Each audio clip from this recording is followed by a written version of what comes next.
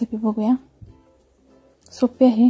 शाबू आहे हा, बटाटा घेतलाय, कूट घेतले शेंगदाण्याचं आणि थोडीशी मिरची कुटून घेतली। चला आपण आता कृती बघूया। कढई गरम करत ठेवली, त्यात थोडंसं तेल टाकले। तेल गरम झालं की त्यात आपण बटाटा टाकून घ्यायचा।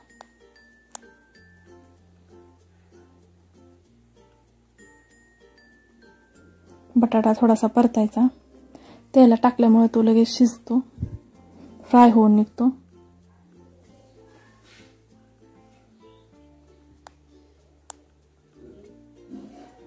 हे बघा असा झालेला आहे बटाटा।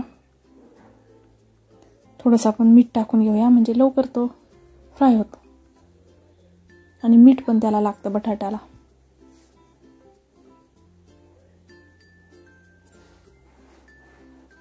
आणि आपण हिरवी मिरची टाकून घेऊ, ती पण थोडीशी परतली जाते तेलात।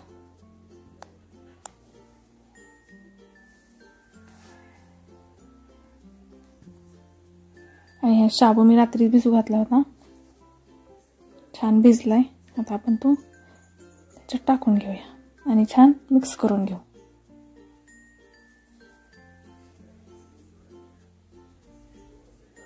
थोडंसं शेंगदाण्याचं कूट टाकूया, मिक्स करूया छान। मगाशी मी मीठ टाकलेलं।